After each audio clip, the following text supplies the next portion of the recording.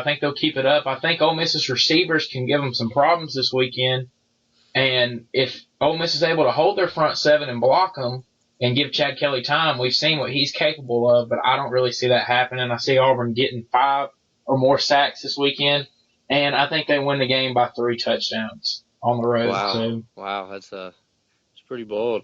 Yeah, yeah. I do think Ole Miss is kind of tapered off a little bit. I do think they are quitting on their season. Auburn looks really good. The run game looks very good.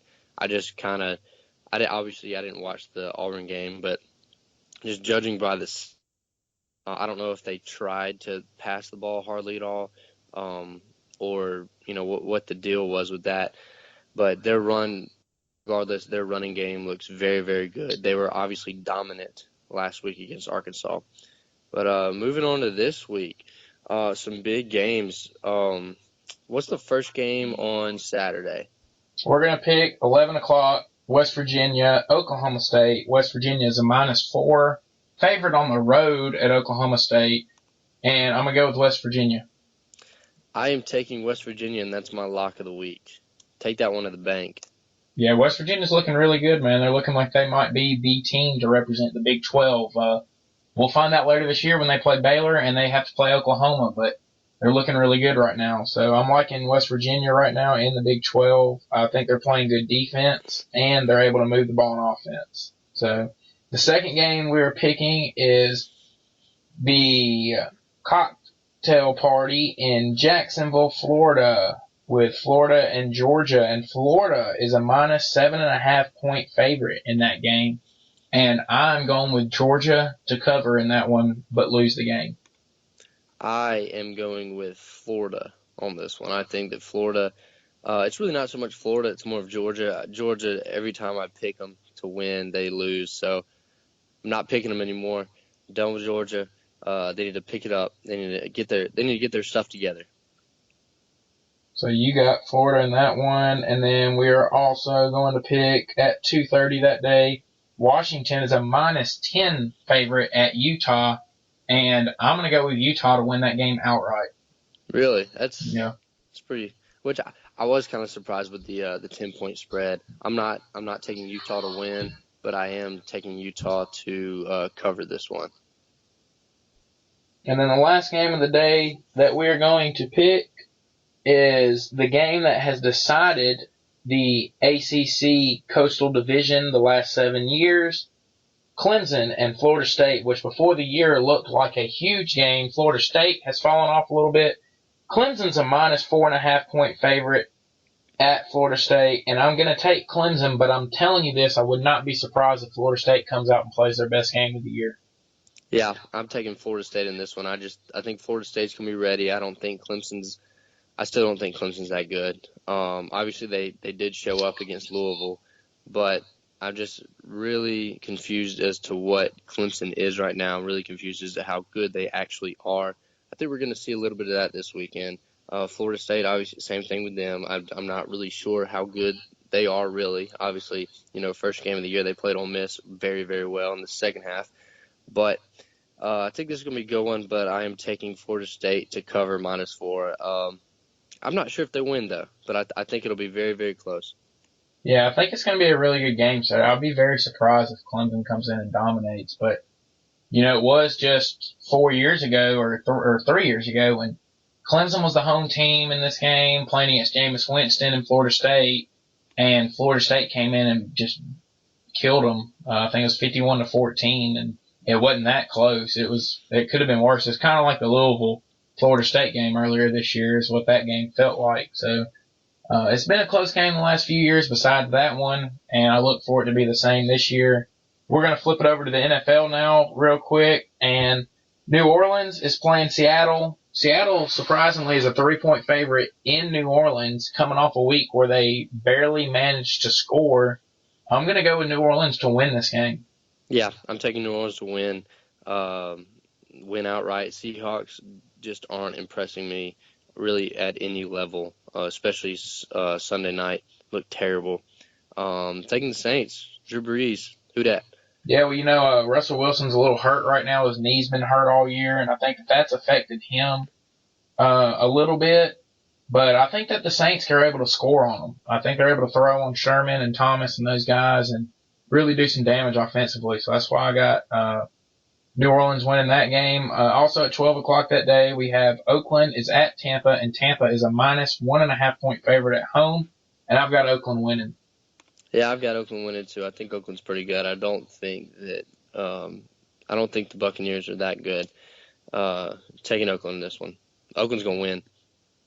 So then at 3:25, you got Green Bay at Atlanta, and Atlanta is a 2.5 point favorite.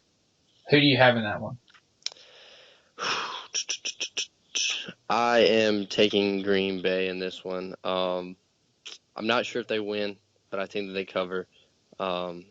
Falcons, I never know how I feel. You never know how they're going to play, if they're going to show up or not. Which, I mean, usually they have shown up, but this past weekend they kind of made me wonder a little bit. Same thing with Green Bay. I think Green Bay is getting their stuff together. Finally, Aaron Rodgers had a pretty good day. Thank you for my fantasy team. However, he was on my bench. Got 23 points on my bench. So, that was pretty much Aaron Rodgers giving me the middle finger, virtually. So I am making it up to him, and I'm picking the Packers to win. I'm gonna actually go with Atlanta to win, and I think Atlanta beats them by about 10. I don't think Green Bay can cover Julio. They're going to be without their two starting corners again. It didn't affect them that much against Dallas or Chicago, but they haven't faced a beast like Julio. And, Julio's a monster. I watched him this past weekend. He got pass interfered and they didn't call it. And the next play, he literally just took over and made sure that nobody was going to be able to guard him. And he went and caught a ball to get him in field goal range to potentially win the game. And then they missed the field goal and got beaten overtime. But I think that Atlanta gets the W this weekend. I think they beat Green Bay as much as it hurts me to pick that. I just don't think the Packers are going to be able to cover Julio. I think Julio might go for over 200 this weekend against Green Bay. So it wouldn't surprise me. But the Packers did do well against the Giants without both their corners and did well on Odell Beckham. They were able to get to Eli Manning. And if they're able to do that to Matt Ryan, then it could be a different story. But Sunday night, a good game in my opinion, a really good game. Philadelphia is at Dallas, and Dallas is a minus 4.5 point favorite in that one. And I'm going to go with Philadelphia to get the upset in Dallas. Really? Yeah. I'm taking Philly to cover, but I think Dallas still wins. Dallas has been looking really good. How many weeks until Romo comes back? I think this is the last week. What are you thinking about? If they take Dak Prescott out, then they're asking for what they get. Well, I mean, yeah, but I mean that's Romo's spot, like that.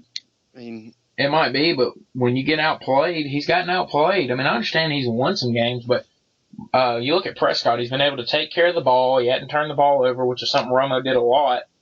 And they showed a thing the other day, and it was, I think, Dak's first 6 games compared to Romo's last 6 games before he got hurt. And they basically had the same stats, except for Romo had thrown 8 interceptions and Dak had thrown 1.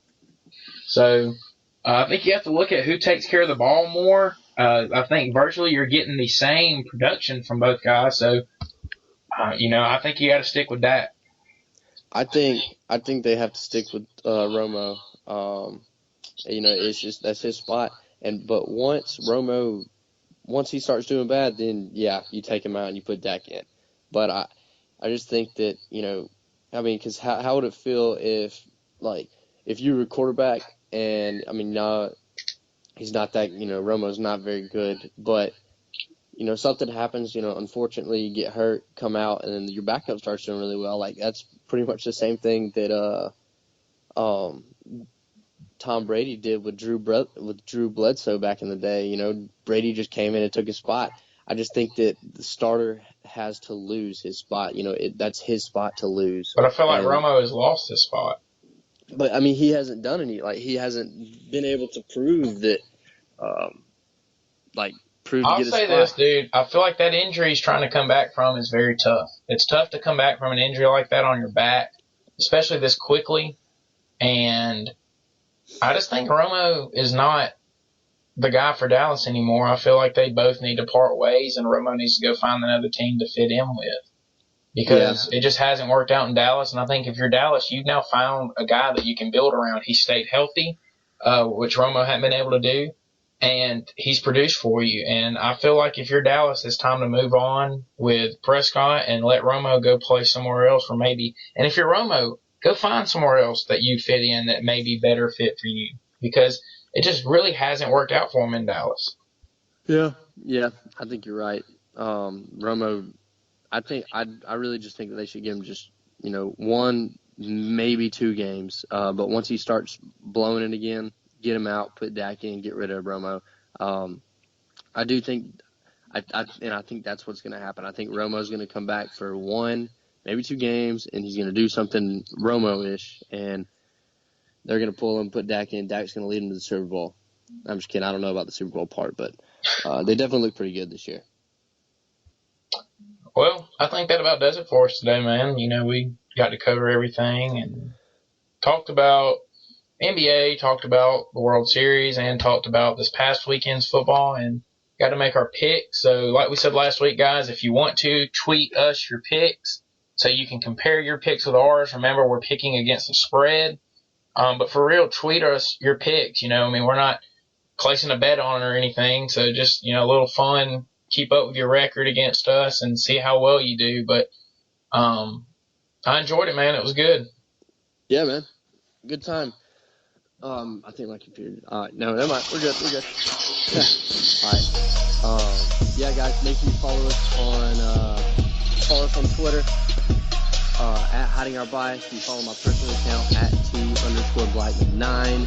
Brooks, what do you You can follow me at Caleb Brooks 22. Changed it from 28 to 22, so at Caleb Brooks 22.